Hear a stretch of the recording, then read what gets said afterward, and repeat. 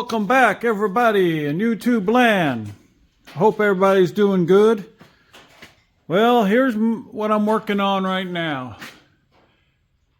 Yeah, it's a 2012 RZR 900 EFI. I'm going to put some good sized tires on her. And this has got some good little upgrades. I mean, look at the shocks on it. Super lift. Super ATV. Not lift, but got the A-arch. It's got the synthetic rope. Run good. If I could start it. That was my problem. Is starting this thing. Here we got the RZR XP. And you can see it's got the extra arm on here. Somebody really did it up good. Fox shocks. They've got some dual exhaust. And somebody, as you can see, rebuilt the motor. But the problem is, we had a problem that, and you might have come across this, where, and if you look in there, ooh, gross, look at that. Yeah, broke off. Look at that, just broke the aluminum right off.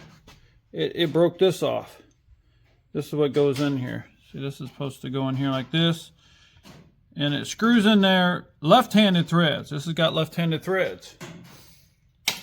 So I had to get that out. I got it out. And that was good. It worked. We got it out. And then I got my new one. But how are we going to fix that? Because that ain't going to work. That won't last 2 seconds trying to put this new one back in there and don't do nothing with that. You know, it's just going to break again and probably be worse. And this is the starter gear. Intermediate. So they got one here, and then it gets another one here before it goes on the starter one-way gear here, the gear here for the starter. So I was like, gosh, I don't want to get another block. And they're like $800 what they want for the used block.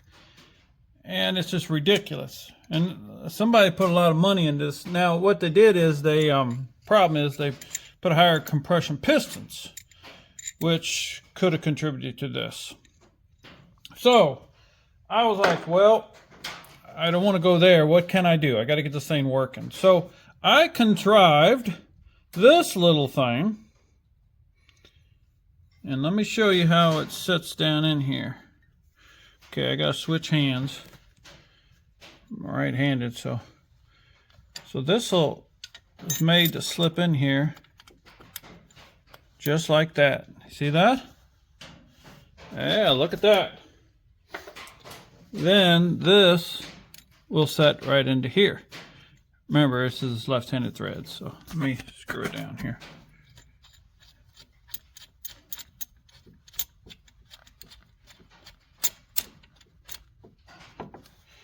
Yeah, look at that. See, that should sturdy it up pretty good. This is a 20. There. So it should do pretty good. Well, what I'm going to do is try to make this even better. It's not going to come this way. It probably ain't going to move anywhere, but I'm going to, now I'm thinking I'm going to try to maybe put some holes in here and drill and tap a little screw into here. And do the same with up here to help keep that from moving anywhere. Then I'm going to put epoxy on this, epoxy it, stick it underneath, epoxy it to it, epoxy it down in there for hopefully, and underneath here where there's that big cavity, I'm going to epoxy it. And then I'm going to set this in here and tighten this up. As you see there, I'm going to tighten this up. Once I tighten this up, I'm going to tack weld it there, and I'm going to tack weld it here. Now the reason is I don't want this thing backing out at all. Don't want it coming out. And if I do that, I don't think it's going to go anywhere. It should hold it. But if some reason they need to change this shaft, they just take a little die grinder, grind this weld off, grind that weld off, and then you'll be able to pull this back out. Now that's the only other issue. If I epoxy all this, that might be a little more difficult.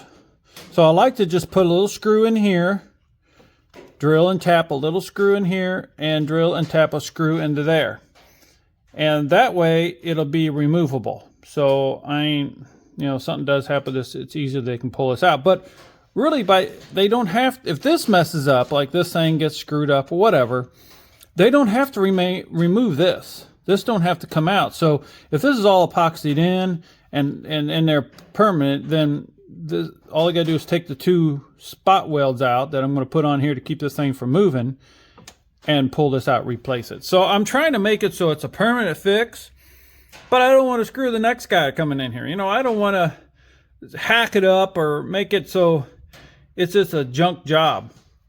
Now, some of you might be saying, well, you just added that washer width to this. Well, I already checked all that.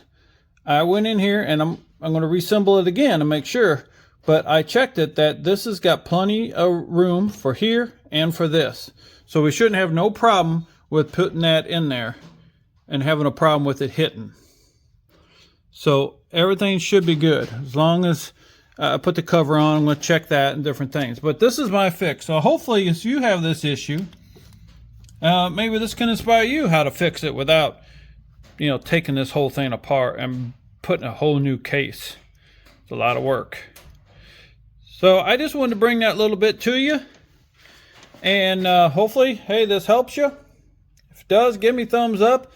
I come up with different things. I try to share it because I appreciate YouTube. I've learned and helped me along the way. So everybody, hey, thanks for watching. Take care and have a good one. Oh no! There's the fix.